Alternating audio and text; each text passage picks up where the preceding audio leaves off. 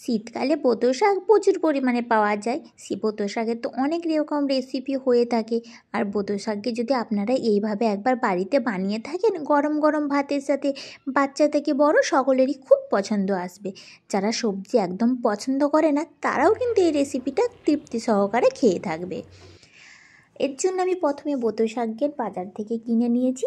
পোতো শাক গ্রামের দিকে জমিতে, যেমন আলু জমি, সরিষা জমি, তা ভুট্টা জমি, এইসব জমিতে প্রচুর পরিমাণে হয়ে থাকে। আর তুলে তুলে তো এগুলো এক প্রকার ফেলেই দেয়। আমাদের এইখানে কিনে নিয়েছি আমরা। আমি সঙ্গে কিছু সবজি নিয়ে নিয়েছি, যেমন বেগুনকে ছোটো ছোটো করে কেটে নিয়েছি, এরকম সিমকে ছোটো ছোটো করে কেটে নিয়েছি, আলুকে এই সাইজের কেটে নিয়েছি, গাজর কেটে নিয়েছি, আর পোতো শাকের গোড়ার দিকের অংশটাও আমি এই সবজির মধ্যে দিয়ে ভালোভাবে কেটে ধুয়ে নিয়েছি।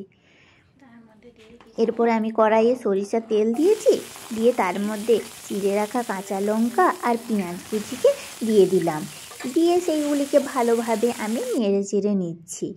এই পেঁয়াজটাকে তাড়াতাড়ি সফট হওয়ার জন্য আমি কিছুটা পরিমাণে লবণ অ্যাড করে দিয়েছি। ভালোভাবে নাড়াচাড়া করে নিয়ে এর মধ্যে আমি সমস্ত রকম কেটে রাখা সবজিগুলোকে দিয়ে আবার নাড়াচাড়া করে নিলাম, সঙ্গে একটু লবণও অ্যাড করে দিলাম যাতে সবজিগুলো তাড়াতাড়ি সফট হয়ে যায়।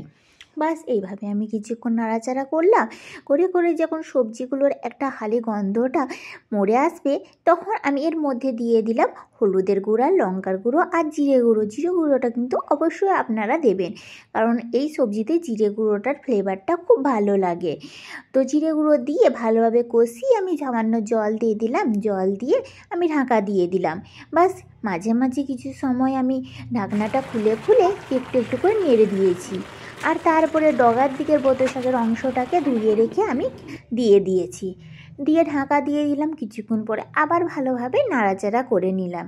এইভাবে নাড়াচাড়া করে সবজিগুলোর সাথে পোতো শাকের যে ডগার দিকের অংশগুলো কেটে কেটে ধুয়ে রেখেছিলাম সেগুলো ভালোভাবে মিশিয়ে দিলাম, মিশিয়ে আবার নাড়াচাড়া করলাম, করে আমি আবার ঢাকা দিয়ে দিলাম। আবার কিছুক্ষণ পরে আমি আবার ঢাকনা খুলে এইভাবে ভালোভাবে নাড়াচাড়া করলাম। জলটা যখন মরে আসছে তখন আমি এর মধ্যে দিয়ে দিলাম পোস্ত। আমি পোস্তকে পেস্ট করে রেখেছিলাম।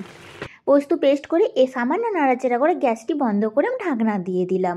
কিছুক্ষণ পরে দেখুন আমি সার্ভ করছি। পোতো শাকের টেক্সচারটা কত সুন্দর আসছে, খেতেও কিন্তু